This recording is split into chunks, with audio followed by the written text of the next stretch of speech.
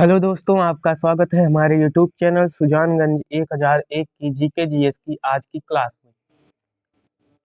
तो आइए आज हम देखेंगे जीके जीएस के महत्वपूर्ण प्रश्न एवं उनके टॉपिक। तो पहला टॉपिक पंचवर्षीय योजना। तो भारत की पंचवर्षीय योजनाओं से आज हम देखेंगे महत्वपूर्ण प्रश्न।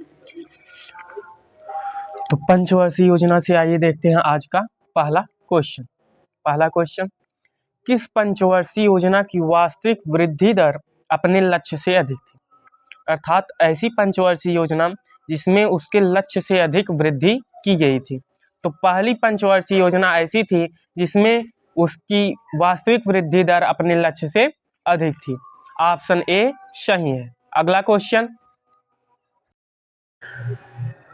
भारत में तीसरी पंचवर्षीय योजना कब शुरू हुई थी? तो भारत में तीसरी पंचवर्षीय योजना 1961 में प्रारंभ हुई। पहली पंचवर्षीय योजना 1951 में, दूसरी 1956 में और तीसरी पंचवर्षीय योजना 1961 ईस्वी में प्रारंभ हुई। ऑप्शन ए सही है। अगला क्वेश्चन, पहली पंचवर्षीय योजना को किसके द्वारा शुरू किया गया था? या पहली पंचवर्षीय योजना में भारत के प्रधानमंत्री कौन थे?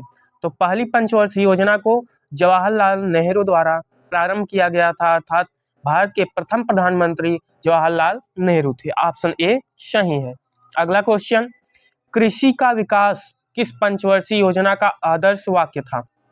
तो कृषि का विकास पहली पंचवर्षीय योजना का आदर्श वाक्य था। ऑप्शन ए सही है। अगला क्वेश्चन, योजना आयोग द्वारा अब तक कितनी पंचवर्षीय योजनाएं बनाई जा चुकी हैं? तो योजना आयोग द्वारा अब तक कुल 12 पंचवर्षीय योजना बनाई जा चुकी है।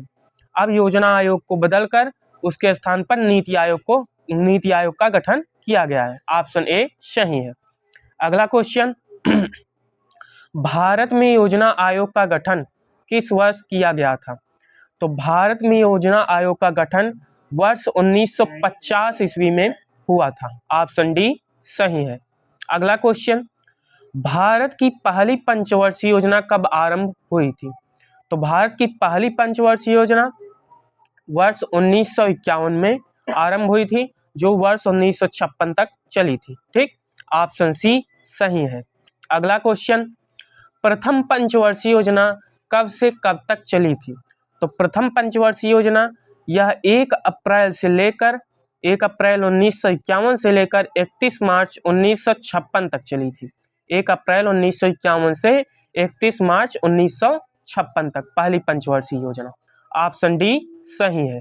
अगला क्वेश्चन, भारत में औद्योगिकरण की प्रक्रिया किस पंचवर्षीय योजना में प्रारंभ की गई? तो भारत में औद्योगिकरण की प्रक्रिया यह दूसरी पंचवर्षीय योजना में प्रारंभ की गई। ठीक, ऑप्शन सी सही है। तो औद्योगिकरण अर्थात उद्योग पर जोर दिया गया किस पंचवर्षीय योजना में? दूसरी पंचवर्षीय योजना में। ठीक, ऑप्शन सी सही है। अगला क्वेश्चन, हरित क्रांति की शुरुआत किस पंचवर्षीय योजना में की गई थी? तो हरित क्रांति की शुरुआत यह तीसरे पंचवर्षीय योजना में इसकी शुरुआत की गई थी। ऑप्शन डी सही। अगला क्वेश्चन, पंचवर्षीय योजना के इतिहास में भारत की सर्वाधिक असफल योजना किसे माना जाता है? तो पंचवर्षीय योजना के इतिहास में भारत की सर्वाधिक असफल योजना तीसरी पंचवर्षीय योजना को माना जाता है। ठीक, ऑप्शन सी सही है। अगला क्वेश्चन, गरीबी हटाओ का नारा कौन सी पंचवर्षीय योजना में दिया गया? अर्थात गरीबी को हटाने के लिए किस पंचवर्षीय योजना में जोर दिया गया था? तो गरीबी हटाओ का नारा यह 5वीं पंचवर्षीय योजना में दिया गया था। ठीक, ऑप्शन बी सही है। अगला क्वेश्चन, किस पंचवर्षीय योजना के दौरान आपातकाल घोषित किया गया था? तो 5वीं पंचवर्षीय योजना के दौरान भारत में आपातकाल को घोषित किया गया था। ऑप्शन ए सही है।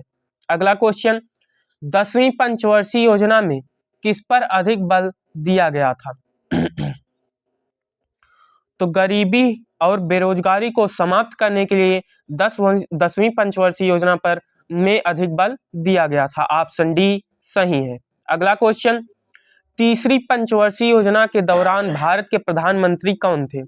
तो पहली पंचवर्षीय योजना से लेकर तीसरी पंचवर्षीय योजना तक भारत के प्रधानमंत्री जवाहरलाल नेहरू थे। ऑप्शन ए सही है। तो पंचवर्षीय योजना के महत्वपूर्ण प्रश्न यहाँ पर समाप्त हुए। अगला टॉपिक है नेशनल पार्क, राष्ट्रीय पार्क। तो आइए देखते हैं उनके महत्वपूर्ण प्रश्न। भारत का एकमात्र तैरता हुआ नेशनल पार्क कहाँ पर स्थित है? तो भारत का एकमात्र तैरता हुआ नेशनल पार्क यह भारत के मणिपुर राज्य में स्थित है। ऑप्शन सी सही है। अगला क्वेश्चन, रोहिला नेशनल पार्क किस राज्य में स्थित है? तो रोहिला नेशनल पार्क यह भारत के हिमाचल प्रदेश राज्य में स्थित है। ऑप्शन सी सही है। अगला क्वेश्चन, दचिगम नेशनल पार्क कहाँ पर स्थित है? तो दचिगम नेशनल पार्क यह भारत के जम्मू कश्मीर राज्य में स्थित है। ऑप्शन बी सही है। अगला क्वेश्चन, बिहार का एकमात्र बाघ अभयारण्य कौन सा है? तो बिहार का एकमात्र बाघ अभयारण्य वाल्मीकि बाघ अभयारण्य है। ऑप्शन ए सही है। अगला क्वेश्चन, कंवल बाघ अभयारण्य किस राज्य में स्थित है? ठीक, तो यह तेलंगाना में स्थित है। ऑप्शन ए सही है। अगला क्वेश्चन, एराविकुलम नेशनल पार्क किस राज्य में स्थित है? तो एराविकुलम नेशनल पार्क यह भारत के केरल राज्य में स्थित है। ऑप्शन सी सही है। अगला क्वेश्चन, दलमा वन्य जीव अभयारण्य किस राज्य में स्थित है? दलमा वन्य जीव अभयारण्य यह भारत के किस राज्य में स्थित है? तो दलमा वन्य जीव अभयारण्य यह भारत के झारखंड राज्य में स्थित है। ऑप्शन ए सही है। अगला क्वेश्चन, निम्नलिखित में से कौन सा नेशनल पार्क छत्तीसगढ़ में स्थित है? तो छत्तीसगढ़ में स्थित नेशनल पार्क कौन सा है? कांगेर घाटी। कौन सा? कांगेर घाटी। ऑप्शन बी सही है। अगला क्वेश्चन, रणथंभौर वन्य जीव अभयारण्य निम्न में से किस स्थान पर स्थित है? तो रणथंभौर वन्य जीव अभयारण्य यह भारत के राजस्थान राज्य में स्थित है। ऑप्शन सी सही है। अगला क्वेश्चन, दांडोली अंशी बाघ अभयारण्य यह भारत के किस राज्य में स्थित है? तो दांडोली अंशी बाघ अभयारण्य यह भारत के कर्नाटक राज्य में स्थित है। ऑप्शन ए सही है। अगला क्वेश्चन, निम्नलिखित में से कौन सा नेशनल पार्क अरुणाचल प्रदेश में स्थित है? तो अरुणाचल प्रदेश में स्थित प्रमुख national park Namdapha national park है। ठीक, नामदफा। ऑप्शन ए सही है। अगला क्वेश्चन, काजीरंगा नेशनल पार्क किस लिए जाना जाता है? तो काजीरंगा नेशनल पार्क में प्रमुख रूप से एक सींग वाले गेंडा है, अर्थात यह एक सींग वाले गैंडों के लिए जाना जाता है। कौन सा national park? Kaziranga national park. Option C सही है। अगला क्वेश्चन, भारत का प्रथम राष्ट्रीय उद्यान कौन सा है? तो भारत का सबसे पहला राष्ट्रीय उद्यान जिम कॉर्बेट राष्ट्रीय उद्यान है। ऑप्शन ए सही है। अगला क्वेश्चन, सिमलीपाल राष्ट्रीय उद्यान कहाँ पर स्थित है? तो सिमलीपाल राष्ट्रीय उद्यान यह भारत के ओडिशा राज्य में स्थित है। ऑप्शन सी सही है। अगला क्वेश्चन, कान्हा किसली राष्ट्रीय उद्यान यह भारत के किस राज्य में स्थित है? तो कान्हा किसली राष्ट्रीय उद्यान यह भारत के मध्य प्रदेश राज्य में स्थित है। ठीक, तो राष्ट्रीय पार्क के महत्वपूर्ण प्रश्न समाप्त हुए। अगला टॉपिक क्या है? अवार्ड्स, प्रमुख जो पुरस्कार दिए जाते हैं उनके बारे में। तो आइए देखते हैं। पहला क्वेश्चन, भारत रत्न किस क्षेत्र में दिया जाता है? तो भारत रत्न यह खेल, साहित्य, समाज सेवा तीनों क्षेत्रों में दिया जाता है, अर्थात सभी ऑप्शन सही है। तो ऑप्शन डी सही है। अगला क्वेश्चन, नोबेल पुरस्कार किस क्षेत्र से संबंधित है? नोबेल पुरस्कार विज्ञान क्षेत्र में, शांति के क्षेत्र में, साहित्य के क्षेत्र में, अर्थशास्त्र के क्षेत्र में, यह कुल मिलाकर 6 क्षेत्रों में दिया जाता है। तो वर्तमान में विज्ञान, शांति और साहित्य 3 ऑप्शन है, इन तीनों में दिया जाता है। तो ऑप्शन डी सही है। अगला क्वेश्चन, दादा साहेब फाल्के पुरस्कार किस क्षेत्र में दिया जाता है? तो दादा साहेब फाल्के पुरस्कार यह सिनेमा के क्षेत्र में दिया जाता है। किस क्षेत्र में? सिनेमा क्षेत्र में। ऑप्शन बी सही है। अगला क्वेश्चन, अर्जुन पुरस्कार किस क्षेत्र से संबंधित है? तो अर्जुन पुरस्कार यह खेल से संबंधित है, स्पोर्ट्स से, खेल से। ठीक, ऑप्शन सी सही है। अगला क्वेश्चन, ज्ञानपीठ पुरस्कार किस क्षेत्र में दिया जाता है? तो ज्ञानपीठ पुरस्कार यह साहित्य के क्षेत्र में योगदान देने के लिए दिया जाता है। ऑप्शन ए सही है। अगला क्वेश्चन, ग्रैमी पुरस्कार किस क्षेत्र में दिया जाता है? तो ग्रैमी पुरस्कार यह संगीत के क्षेत्र में दिया जाता है। संगीत के क्षेत्र में अभूतपूर्व योगदान देने के लिए यह पुरस्कार प्रदान किया जाता है। ठीक, ऑप्शन सी सही है। अगला क्वेश्चन, मैग्सेसे पुरस्कार किस क्षेत्र से संबंधित है? तो मैग्सेसे पुरस्कार यह समाज सेवा से संबंधित पुरस्कार है, अर्थात समाज सेवा करने वाले प्रमुख व्यक्तियों को यह पुरस्कार दिया जाता है। ऑप्शन ए सही है। अगला क्वेश्चन, पुलित्जर पुरस्कार किस क्षेत्र से संबंधित है? पुलित्जर पुरस्कार, तो पुलित्जर पुरस्कार यह पत्रकारिता से संबंधित है, अर्थात पत्रकारिता के क्षेत्र में उत्कृष्ट प्रदर्शन करने वालों को पुलित्जर पुरस्कार प्रदान किया जाता है। ऑप्शन ए सही है। अगला क्वेश्चन, अशोक चक्र किस क्षेत्र में दिया जाता है? तो अशोक चक्र यह वीरता के क्षेत्र में प्रदान किया जाने वाला उच्चतम पुरस्कार है। ठीक, ऑप्शन सी सही है। अगला क्वेश्चन, भारत रत्न पुरस्कार की शुरुआत किस वर्ष हुई थी? तो भारत रत्न पुरस्कार की शुरुआत वर्ष 1954 ईस्वी में हुई थी, अर्थात सर्वप्रथम भारत रत्न पुरस्कार वर्ष 1954 में दिया गया। ऑप्शन बी सही है। अगला क्वेश्चन, नोबेल पुरस्कार की स्थापना किस वर्ष हुई थी? तो नोबेल पुरस्कार की स्थापना वर्ष 1901 में हुई थी और इसे पहली बार वर्ष 1901 में प्रदान किया गया था। ऑप्शन बी सही है। अगला क्वेश्चन, दादा साहेब फाल्के पुरस्कार पहली बार किस वर्ष दिया गया था? तो दादा साहेब फाल्के पुरस्कार की शुरुआत वर्ष 1969 ईस्वी में हुई थी। ठीक, ऑप्शन भी सही है। अगला क्वेश्चन, अर्जुन पुरस्कार की शुरुआत किस वर्ष की गई थी या अर्जुन पुरस्कार की शुरुआत किस वर्ष हुई थी? तो अर्जुन पुरस्कार सर्वप्रथम वर्ष 1961 में वितरित किया गया था या प्रदान किया गया था। इसकी शुरुआत कब हुई थी? वर्ष 1961 में। ऑप्शन सी सही है। अगला क्वेश्चन, ज्ञानपीठ पुरस्कार पहली बार किस वर्ष प्रदान किया गया था? तो ज्ञानपीठ पुरस्कार यह पहली बार वर्ष 1965 में प्रदान किया गया। इसकी शुरुआत वर्ष 1965 में की गई थी। ऑप्शन सी सही है। अगला क्वेश्चन, ग्रैमी पुरस्कार किस वर्ष शुरू हुआ था? तो ग्रैमी पुरस्कार यह वर्ष 1959 में प्रारंभ किया गया था, अर्थात वर्ष 1959 में इसकी स्थापना की गई थी। ऑप्शन सी सही है। अगला क्वेश्चन, तो अवार्ड्स के जो महत्वपूर्ण प्रश्न थे वो यहाँ पर समाप्त हुए। अगला टॉपिक क्या है? प्रमुख जनजातियां हमारे देश में निवास करने वाली जो प्रमुख जनजातियां हैं उनके बारे में। पहला क्वेश्चन, खासी जनजाति कहाँ रहती है? गारो, खासी, जयंतिया, ये 3 प्रकार की पहाड़ियां हैं मेघालय राज्य में, और इन पहाड़ियों पर निवास करने वाली जनजातियों को गारो, खासी, जयंतिया नाम से ही जाना जाता है।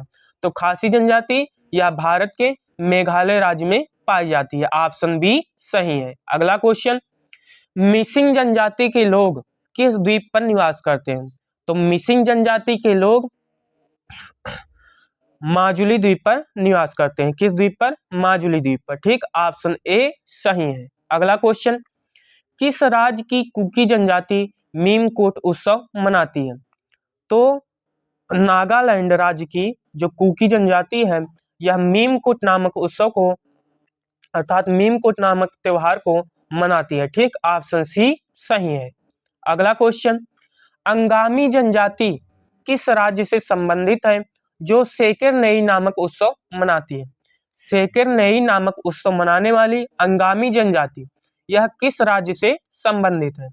तो अंगामी जनजाति यह संबंधित है नागालैंड राज्य से, जो कि सेकेर नई नामक उत्सव को मनाती है। ठीक, ऑप्शन डी सही है। अगला क्वेश्चन, घूमर नृत्य पारंपरिक रूप से किस जनजाति द्वारा किया जाता है? तो घूमर नृत्य यह पारंपरिक रूप से भील जनजाति का प्रमुख नृत्य है। ठीक, ऑप्शन ए सही है। अगला क्वेश्चन, जनजाति और जिलों के निम्न जोड़े में से कौन सा जोड़ा सही नहीं है? तो संथाल या बांका, उरांव सुपौल, खरवार जनजाति भागलपुर। मुंडा जनजाति या जमुई जिलों में निवास नहीं करती, अर्थात यह ऑप्शन गलत है। तो ऑप्शन बी करेक्ट है। ठीक, अगला क्वेश्चन, भूटिया जनजाति किस राज्य से संबंधित है? तो भूटिया जनजाति यह भारत के सिक्किम राज्य में निवास करती है। ठीक, ऑप्शन सी सही है। अगला क्वेश्चन, चोल नायकन, कुरुम्बास और कोरगा किस राज्य के आदम जनजाति समूह हैं? चोल नायकन, कुरुम्बास और कोरगा ये किस राज्य में निवास करते हैं जो कि आदम जनजाति समूह है? तो ये केरल राज्य में निवास करते हैं। ऑप्शन सी सही है। अगला क्वेश्चन, भोटिया किस राज्य से संबंधित अनुसूचित जनजातियों में से एक है? यह भोटिया है जो कि उत्तराखंड में निवास करती है, और यह भूटिया थी जो कि सिक्किम में निवास करती थी। ठीक, भूटिया अलग है, भोटिया अलग है। तो भोटिया जनजाति यह किस राज्य से संबंधित या किस राज्य में निवास करती है? तो भोटिया जनजाति यह उत्तराखंड में निवास करती है, वहीं पर भूटिया जनजाति यह सिक्किम में निवास करती है। ऑप्शन सी सही है। अगला क्वेश्चन, चेचू अनुसूचित जनजाति भारत के किस राज्य से संबंधित है? कौन सी जनजाति? चेचू। तो यह जनजाति संबंधित है तेलंगाना राज्य से। ठीक, ऑप्शन सी सही है।